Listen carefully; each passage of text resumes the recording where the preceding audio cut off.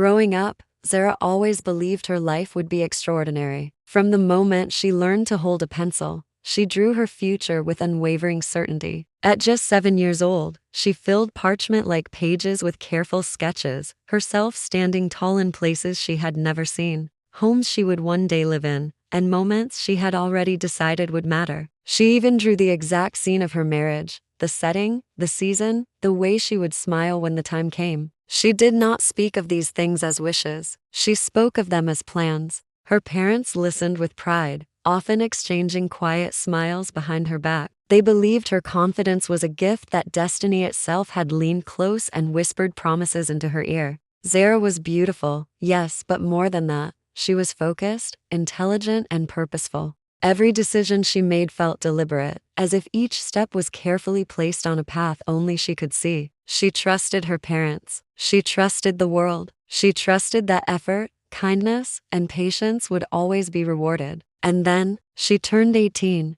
Everything changed. Her laughter softened, then disappeared. The light in her eyes dimmed, replaced by a distance no one could explain. She still woke each morning. She still ate, spoke, moved through the world. But the girl who once planned her future with excitement was gone, as if she had stepped out of herself and never returned. Her parents grew afraid. They took her to doctors, to specialists. They asked the same questions again and again, desperate for an answer that would make sense. Every answer was the same. She is fine. But Zara knew the truth. On the day she became an adult, her power awakened. At first, it came in fragments, brief flashes she could not control. A stranger's future glimpsed in passing. A warning she didn't yet understand. Not always clear. Not always complete. There were rules to it.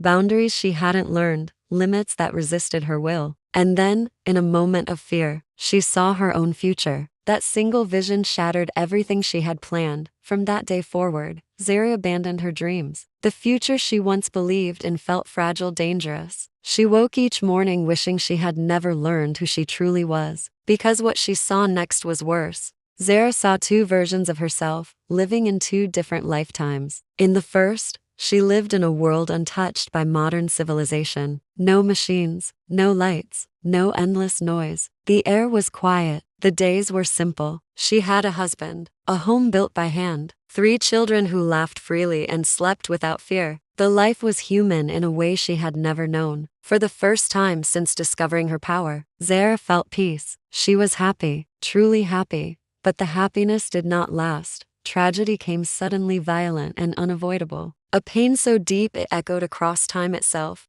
And Zara understood with terrifying clarity that this tragedy was tied to her present life. If she failed to change what was coming, that future would end in ruin. Then she saw the second future. She did not look for long. It was cold, lonely, shaped by loss and regret. In that future, Zara was feared instead of loved, spoken of in whispers, remembered, but never understood. Power had replaced warmth. Knowledge had cost her everything. And one truth followed her through every vision. One future could only exist if the other was destroyed. From that day on, fear pressed against her chest like a constant weight. Zara watched people closely, avoided moments, questioned every choice. She tried to rewrite destiny without knowing which future she was truly saving. All she knew was this: if she failed, she would lose everything. Across every lifetime, Zara believed the future could be changed, that if she chose carefully enough, loved deeply enough, sacrificed silently enough, she could escape what she had seen. But the future does not disappear.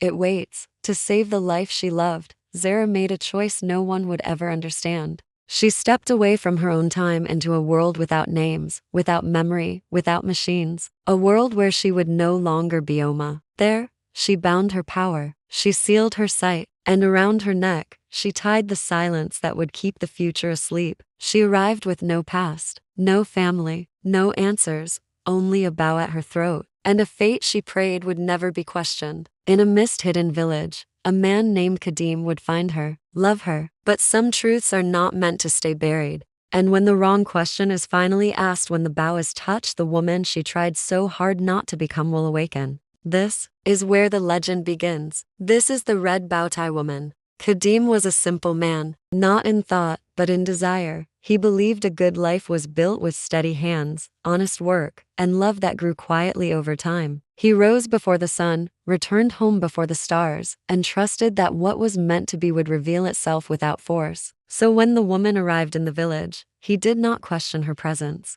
She came from the mist one morning, alone and unafraid. She carried no belongings, spoke of no family, and gave no name that felt complete. Around her neck was a bow, tied neatly and worn with careful intention. She never touched it, never explained it. The elders warned him. They spoke of old customs, of spirits that walked between worlds, of women who carried silence like a weapon. But Kadeem did not hear danger in her quiet, only sadness. He saw kindness in the way she watched children, strength in the way she listened, and something deeper in her eyes. Something that looked like fear held perfectly still. He loved her without asking for answers. They married, built a home, lived simply. She learned the rhythm of the village, cooked beside him, slept peacefully at his side. And in time, they had 3 children, each one born into a life that felt protected, whole. For years, happiness felt effortless, yet small things began to trouble him. She never spoke of her past, never dreamed aloud, never allowed herself to be alone with mirrors or water too long.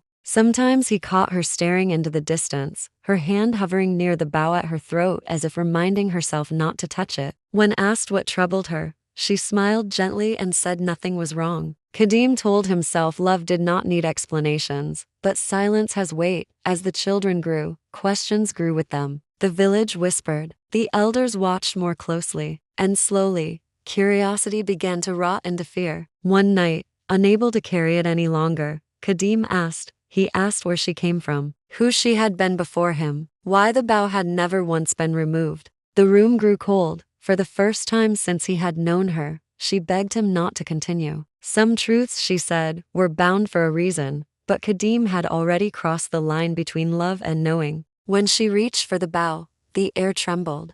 The silence she had worn so carefully unraveled. The woman before him was no longer just his wife, she was memory. She was warning. She was every future he had been spared from seeing. The house shook. She was gone. In her place remained fear, carved deep into the village itself. Crops failed, dreams turned dark, and Kadeem was left with the terrible understanding that love, when mixed with unanswered questions, could awaken monsters. He would spend the rest of his life wondering if he had trusted her silence, if he had never asked. Would the future have remained asleep? The morning after she vanished, the house felt wrong. Not empty wrong. The children woke expecting her voice, her soft footsteps, the careful way she braided hair and hummed songs without words. Instead, they found silence thick enough to press against their ears. Their father did not speak. Kadeem moved through the days like a man walking underwater. He worked, he fed them, he slept beside an absence he refused to name. And though he never said it aloud, the children understood something terrible had been unleashed. The village changed. Animals avoided the path near their home. Children elsewhere began dreaming of a woman standing at the edge of mist, her face calm, her neck bound by a bough they were forbidden to touch. The eldest child remembered her best. She remembered how their mother never raised her voice, never told stories about herself, never spoke of tomorrow. She remembered being told again and again that some questions carried sharp edges. The middle child grew fearful. He stopped sleeping through the night. That when fog rolled in, it whispered warnings in a voice that sounded almost kind. The youngest remembered the least, and perhaps because of that, remembered her most clearly. Years passed. Some of their mother's power rubbed off on them and they were able to do mystical things. The children grew, but none remained untouched. The eldest became a keeper and protector of stories, repeating the warnings the elders had once given their father. The middle child got the power to travel through time. He constantly came back home but would so visit other timelines. The youngest stayed close to the forest, drawn to the mist as if it were calling her home. As for Kadeem, he never remarried. He never spoke her name. But some nights, when fog crept through the trees, he saw her standing just beyond the village border, watching, waiting, unchanged. She wasn't meant to stay in his timeline and not in hers, but she would visit from time to time in the fog. The legend how the Bowtie woman was born long before her story was whispered as a warning. She was simply a woman who loved too deeply They say she came from a time not yet broken, carrying knowledge no heart was meant to hold. They say she bound her power to protect what she loved, sealing her sight and tying her silence at her throat. The bow was not decoration, it was a promise. As long as it remained untouched, the future would sleep. But love is curious, and fear asks questions. When the red bough was disturbed, the promise shattered. The woman did not die. She did not flee. She changed. She became something that could not remain in one place or time, a watcher between lifetimes, drawn to villages where curiosity grows louder than wisdom. They say she appears when silence is disrespected, when questions are forced, when love demands answers it cannot survive. She never removes the bow. And if you see her, you must never ask where she came from, never ask what she hides, never touch what was bound for a reason. Because once awakened, the bow tie woman does not punish. Thus ends the legend, and thus it begins again. For somewhere, in another mist-hidden village, someone is about to ask the wrong question.